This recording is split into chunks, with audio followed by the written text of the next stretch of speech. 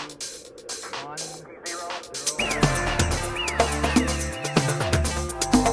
Uno, dos, tres, cuatro.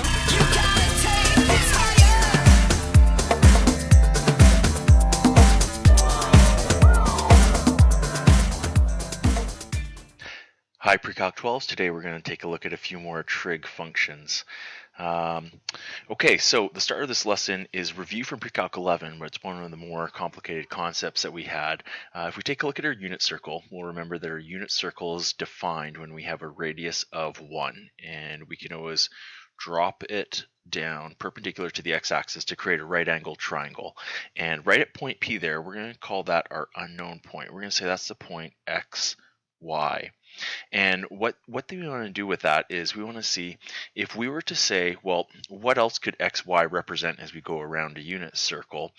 We could say, well, if we wanted to have theta right here, and we want to find out what sine of theta was, we could say, well, sine is going to be opposite over hypotenuse.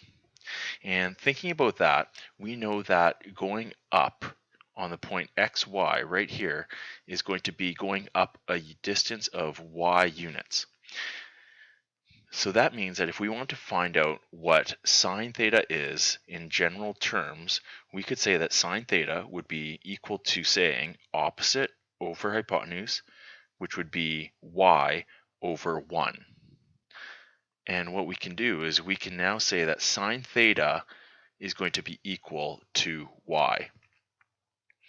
Cosine of theta would say that we've traveled horizontally over x units, and if we want to find out what cosine of theta is, we can say ca adjacent over hypotenuse, and that would give us x over 1 or just x. And that's going to help us find out some of our solutions really quickly as we work on some of these additional questions coming up here. Now, we haven't learned Pythagorean identities yet, and we haven't learned any identities yet, but as we take a look at this, we can now come up with a generalization. So think about the triangle we just had, where we said that we had an x and a y and a 1. So we had something right here that looked like this, where we had y, x, and 1. And so if we wanted to come up with a statement, we could say, well, that means that we could say something along the lines of x squared plus y squared equals 1 squared, or just 1. But we know that x is equal to our cosine value, and we know that y is equal to our sine value.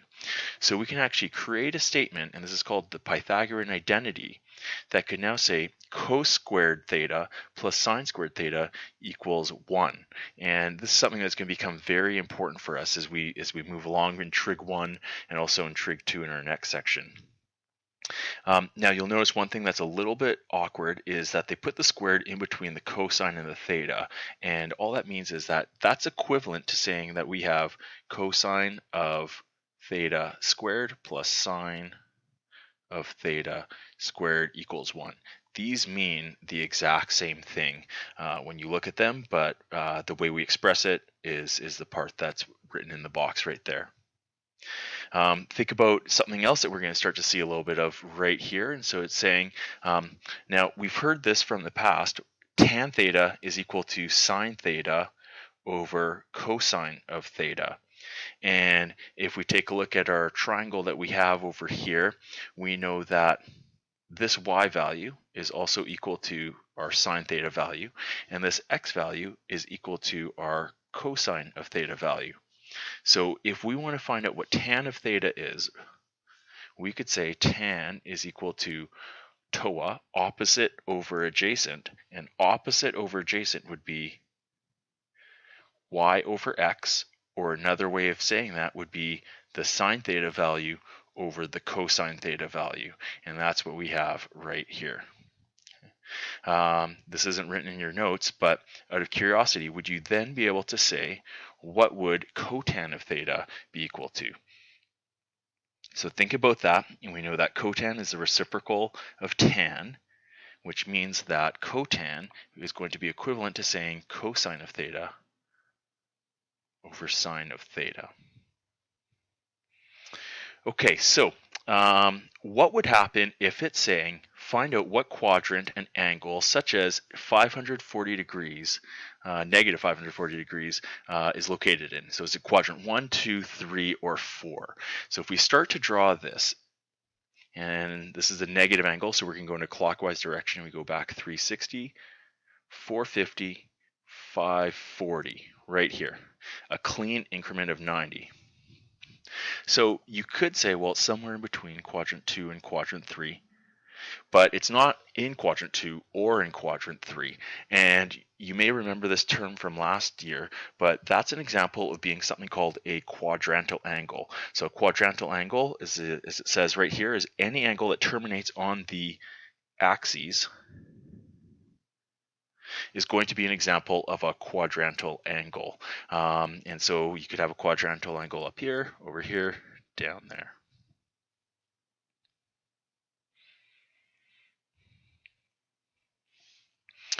Okay, so how could that potentially help us out for some of these next questions that we have coming up here? So the question's saying this, can we fill in the chart below in either radians or degrees, and let's try and stick with the radians there, but it gives you both measurements, around a unit circle for some of these key points. So let's highlight our quadrantal angles right here, and let's call this the point 1, 0. So the origin being 0, 0. We go to the right, we have 1, 0. Up here we have 0, 1. Here we have negative 1, 0. And down here we have 0, negative 1. So taking into account what we just talked about, where we said we know that cosine of theta is equal to the x value, sine of theta is equal to the y value, and tan of theta is equal to the, well, let's call it the y over x value. We said it was sine theta over cos theta, which is equivalent to saying our y over x values. And what we can start to do is we can fill in this chart for each of these quadrantal angles. So I'm going to start right in the middle right here. I'm going to start with our 90 degree or pi over 2 angle, and that's right up here. Okay, and if we want to fill that in, we could now say, if they want to know what sine of theta is at 90 degrees, all we need to do is look at the y value, because right there it's going to be equal to whatever our y value is by definition of sine theta. So we're going to say that's going to be a 1, which means that cosine of theta is our x value, and at 90 degrees that's a 0. And tan of theta is going to be our y over x value, which is 1 over 0, which is going to be something that would be undefined. And we'll talk a little bit more about that when we start graphing these. To find the reciprocal values, we could say cosecant is going to be the reciprocal of 1, so just 1. Secant is going to be the reciprocal of 0, so it's going to become undefined. And cotangent is the reciprocal of something that had been undefined with tan, and the reciprocal of that would just be 0. Okay, so what I would recommend right now is, could you pause the video and could you fill in the remaining 3 rows? Okay, so do that right now, and then I'll start to do them up here.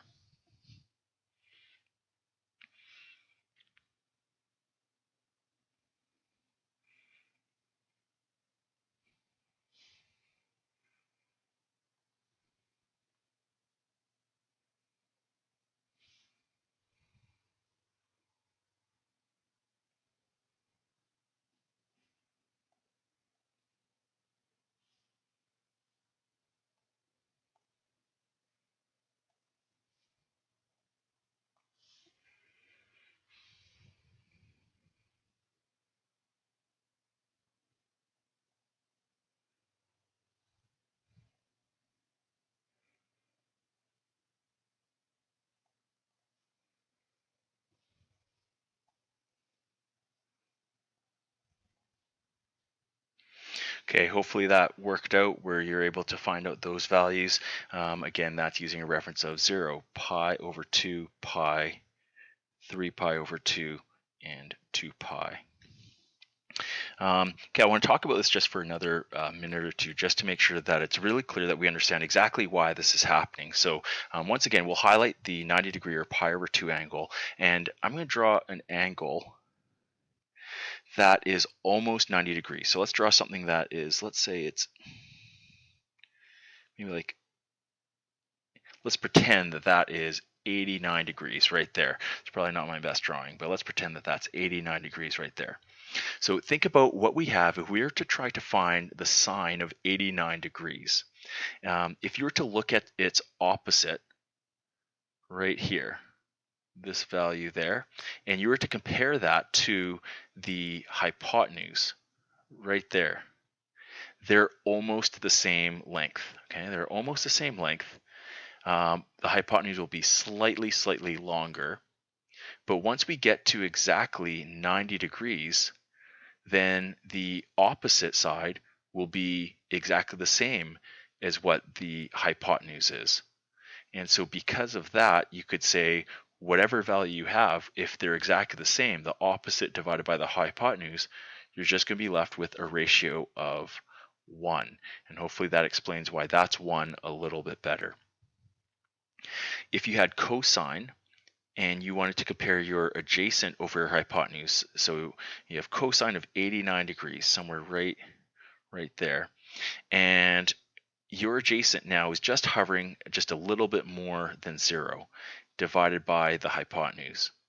But once you get to 90 degrees, your adjacent has now disappeared, and your adjacent now doesn't travel over anywhere, so your adjacent is 0, which means 0 divided by the hypotenuse will give you just 0. And for tangent, if we take a look at this, and tangent is opposite over adjacent, your opposite right now is almost the same as your hypotenuse at some sort of length, but it's being divided by an adjacent that's very minimal. And once you hit 90 degrees, you would now be dividing by something that doesn't have an adjacent side. It'd be 0. And so when you divide it by 0, you get something that would be undefined.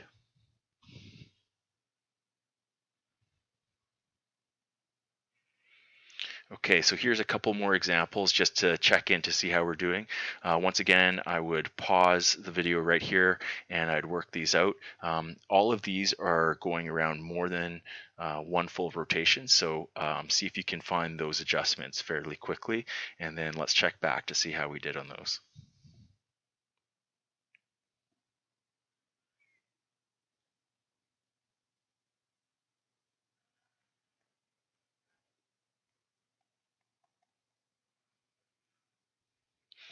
Okay, cosine of 540 degrees, cosine is our x value. Our x value at 540 degrees is going to be -1, so this just equals -1. Tan of 6 pi would be the equivalent of doing 3 full rotations. 2 pi, 4 pi, 6 pi, and then we're back home right here. So it's the equivalent of finding out what's happening at tan of 0. This is the point 1, 0, and we know tan is our y over our x value. So this would be saying 0 divided by 1, or just 0. And then cosecant of 9 pi over 2. If you could think of it as 8 pi over 2 being 2 full rotations, 2 pi, 4 pi, then 9 pi over 2 would just be 1 additional pi over 2, would be right here. And we know that right there, if we want to find out what sine of theta was, we know that sine of theta would just be a value of 1. And so if that's the case where that would equal 1, then we could say that that means that its reciprocal, cosecant 9 pi over 2, is also going to be 1. So we'll say right here, this is going to equal an answer of 1. Okay, review from pre-calc 11 or reference angles. We've actually talked about them today already. They're asking us for some very specific cases of what would be the value of these reference angles. as we continue to build our circle, we could say something like this. Here's 0, here's pi, and 5 pi over 6 is just less than 1 pi. So we've traveled over some amount. You may convert that to degrees, and you could say, well, I know that's 150 degrees because pi over 6 is 30. I have 5 groups of them, that's 150 degrees. And regardless, you'd be left with one chunk of a pi over 6 over here. And your reference degree, remember, by definition, is the distance between your terminal arm and the x-axis. So it's going to be a distance of pi over 6. Don't write 30 degrees. If it's asking the question in radians, make sure you answer it in radians back. Okay. If you want to see the algebra for that or the math behind it, you could say right here, this is we've traveled over pi units to get to the x-axis. And we want to subtract 5 pi over 6, and if we do that and we get a common denominator, we could say that would be the same as saying 6 pi over 6 minus 5 pi over 6, which would equal a single pi over 6. Okay, negative 15 pi over 4. If you're struggling with some of these bigger numbers, you could always try to bring it back to something between 0 and 2 pi. Right here, this is almost going back negative 4 pi.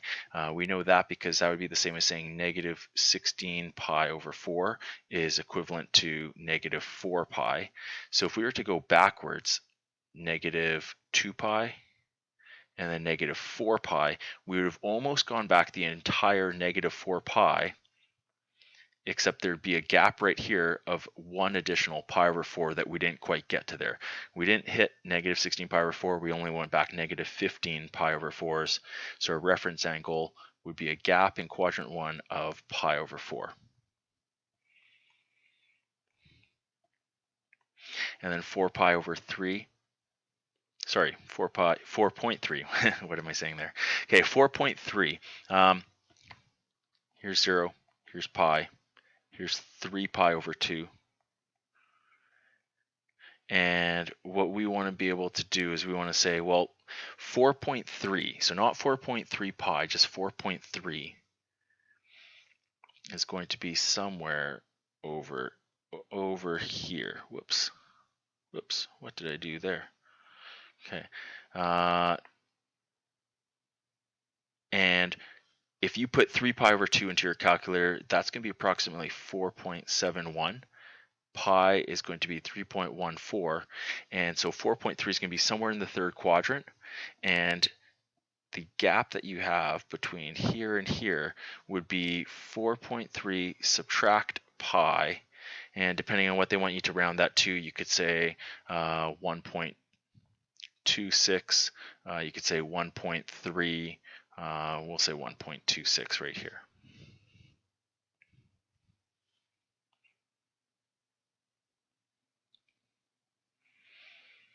Okay, special angle triangles, we learned those a little bit in grade 10, and then we applied them a little bit more in pre-calc 11. There's 2 special triangles that you just absolutely need to know how to do. So we have our 30-60-90 ratio, and we have our 45-45-90 ratio. Our 30-60-90 ratio, sometimes it's easiest just to come up with a shortcut of trying to think of what something is. Across from the 30 is going to be your smallest side. 30 is our smallest angle, so it goes to the opposite smallest side, and it goes to the 1. And if you say it in this kind of this weird voice, you say 31, then you'll always remember that across from the 30 is a 1. That might sound really, really weird. It probably does, but for some reason that always works. So 31. All right, some of you probably just turned off the video. Okay, let's see what we have. Between root 3 and 2, 2 is our longest side, so we're going to keep 2 as our hypotenuse right there, and then root 3 is our opposite side. And then we have our 45, 45, 90, so we have a 1, 1, root 2. It's an isosceles right angle triangle, so we know if those sides are equal, you could make each of those sides 1, and if you did Pythagoras with that, then you could create a 2.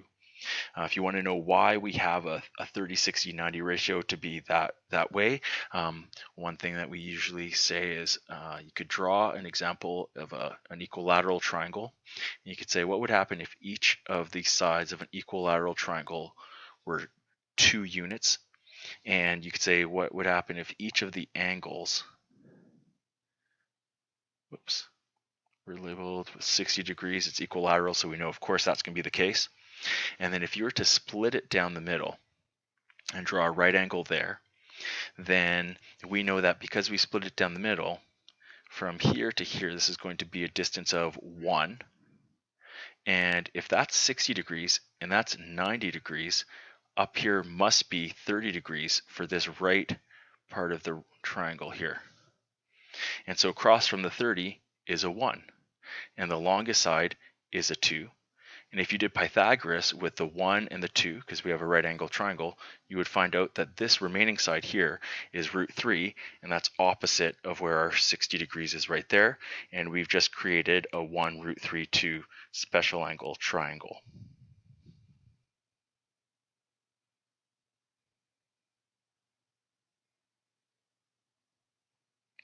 Okay, we have a few questions that are going to ask us to find out what's happening now for some of these exact angles.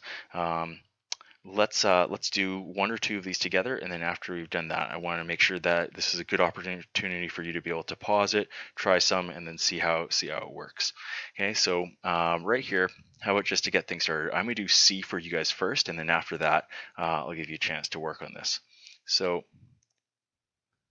right here, we have cotan of 5 pi over 6. Sorry, just 1 pi over 6. Cotan of pi over 6.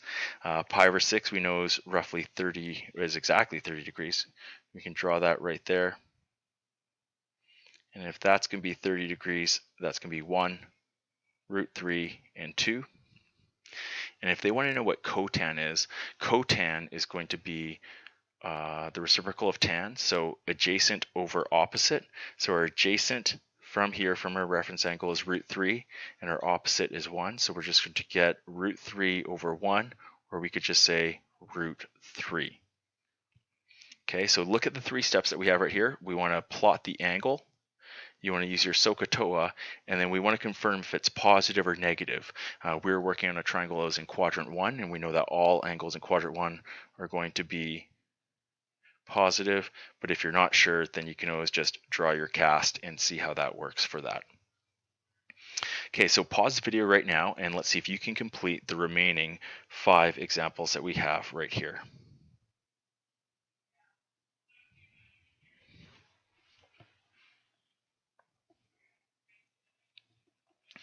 Sine of 60 degrees, 1, root 3, and 2. Sine is opposite over hypotenuse, 1 over 2, and we should get exactly 1 over 2. Secant of pi over 4, 45 degrees, 1, 1, root 2.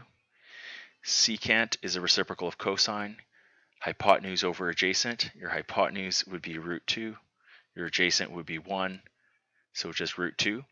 All 3 of those examples, A, B, and C, are all in quadrant 1, so we know that they're all going to be positive.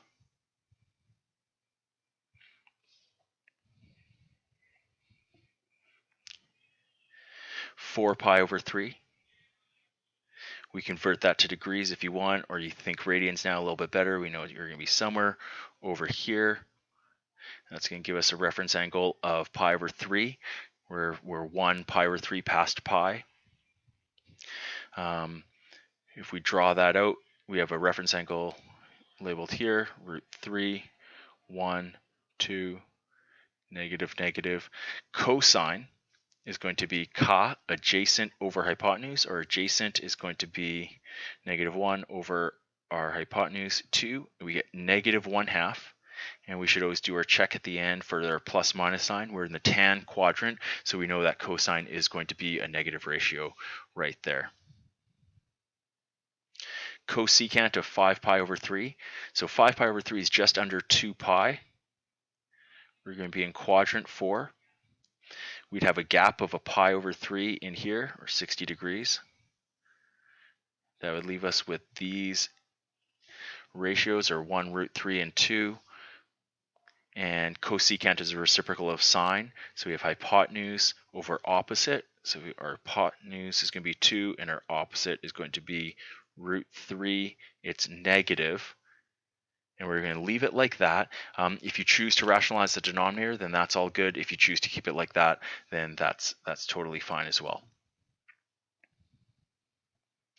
And then tan of negative 19 pi over 6, so we're going the other way now. So we're going just past negative 3 pi. So there's negative 2 pi, there's negative 3 pi. That would be the equivalent of saying negative 18 pi over 6. So there's negative 19 pi over 6 right here.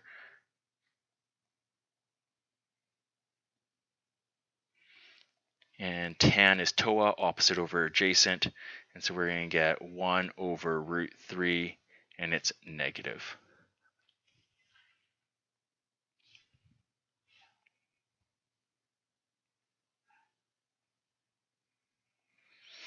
Okay, with this class, takes a bit of a shift for these last couple examples now. So I just want you to make sure we're all on the same page with this. So now what they're going to do is they want us to find out the smallest positive angle and degree of radian measure for these examples right here. And the questions are a little bit tricky because now we're being given the answer and we have to come up with the angle that confirm that. Whereas all of the examples we've done up until now, we had to find out what that angle was. Okay, so let's do a couple of these and see how this works out. Find theta in degrees and radians when sine of theta is equal to negative root 3 over 2. So negative root 3 over 2.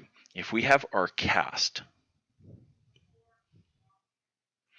and we have something in which we have a negative ratio for sine, then we know that sine is going to be either in quadrant 3 or in quadrant 4. And the question says find the smallest positive theta in degree and radian measure. So we know that quadrant 3 will provide us with a smaller answer than quadrant 4. So based off of that, they're asking us to work backwards. We can now draw some sort of triangle that terminates in quadrant 3. And we know that the ratio for sine is going to be opposite over hypotenuse of root 3 over 2 negative. And those values there tell us that we have a 30, 60, 90 triangle. And we know that opposite the 60 is going to be our root 3. And then we know that if you have a 2 and a root 3 right here, this has to be a 1 right there. So given something like that, they're saying, well, how far over did our terminal arm travel? So here's 0 degrees. We work our way over. We get to 180 degrees right here, and then we add another 60 degrees. 180 plus 60 degrees is telling us that we've gone over 240 degrees to be able to get there. If you think about in radians, we've gone over a full pi plus another pi over 3. Pi plus pi over 3 is going to give us 4 pi over 3. Alternatively, you could always take the 240 and you could times it by pi over 180, and that would also give you 4 pi over 3. Okay, secant of theta equals negative root 2. Let's draw in our cast. Secant is paired up with our cosine cousin. So we know that for cosine is negative in quadrant 2 and quadrant 3. And so our smaller angle will be in quadrant 2. We draw a triangle in quadrant 2. And we know that secant is hypotenuse over adjacent. So root 2 over 1. So right here, this is going to be a 1 right here. And if you think about this is definitely our 45, 45, 90 triangle. And so if you have a 45, 45, 90 triangle right there, then we'll have traveled over to get to our terminal arm, starting from 0 degrees. We'll have traveled over 90 plus 45, 135 degrees. So we have a 135 degree angle. If you convert that to radians, then that would be the same as saying 3 pi over 4 radians.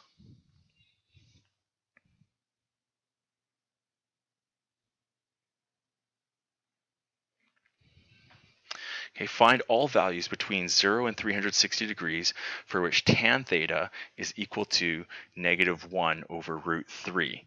So they're not saying for the smallest positive angle this time, they're saying for all angles between 0 and 360.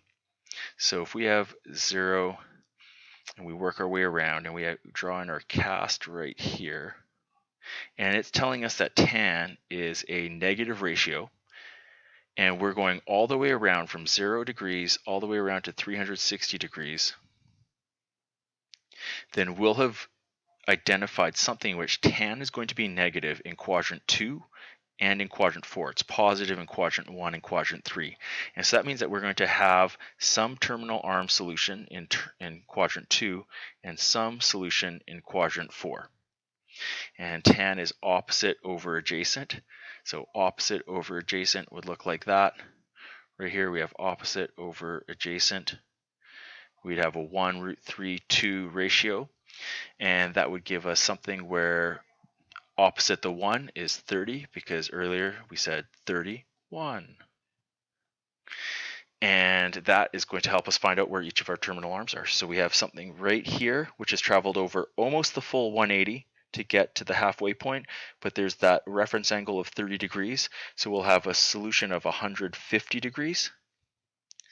And then we'll also have a solution that will have gone over almost the full 360, take away that 30 back there. So our other terminal arm has traveled around 330 degrees, and you have to give both solutions for that to make sense.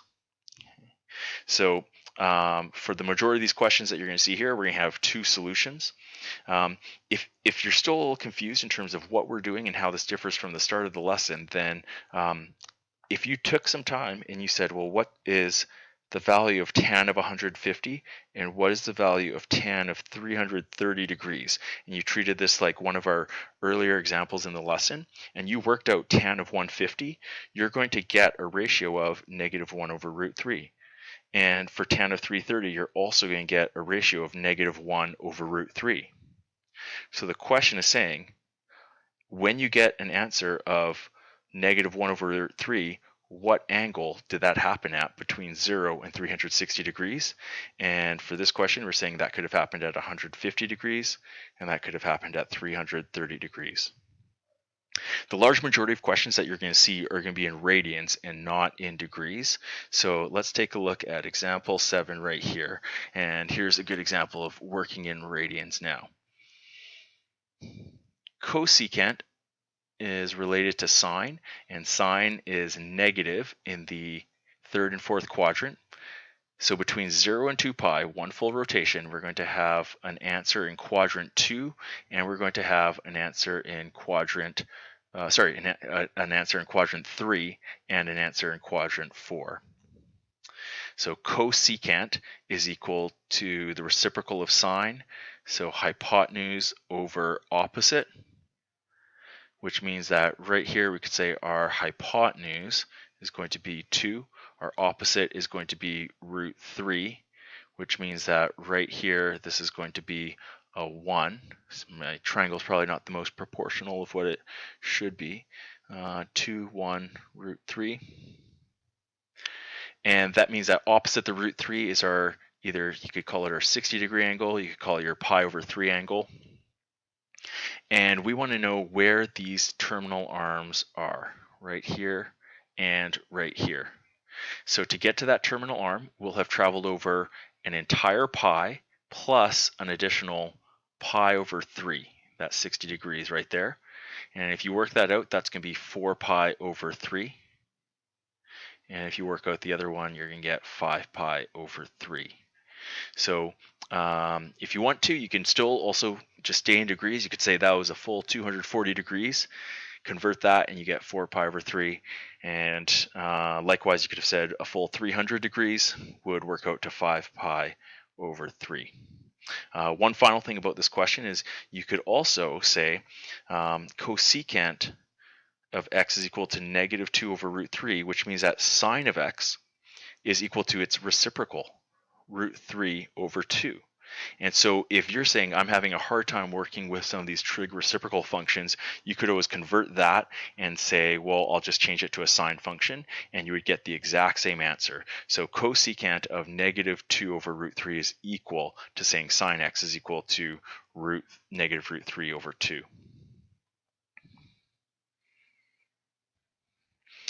Secant is related to cosine. Cosine is negative in quadrant 2 and quadrant 3. And we could write this as -2 over 1 if that helps. And we could draw a triangle here, draw a triangle here. And we know that that would be hypotenuse over adjacent, the reciprocal of ka. We have ha. And so secant is going to say, here's our 2, our adjacent is 1. Here's our 2, our adjacent is 1. And so once again, we get a 30, 60, 90 ratio. And so from there, we could say, well, this is 60 degrees or pi over 3.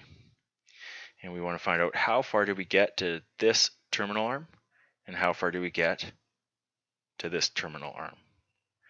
Okay, they want our answer in radians. And so in radians, we would find that out and we're going to get 2 pi over 3 and 4 pi over 3.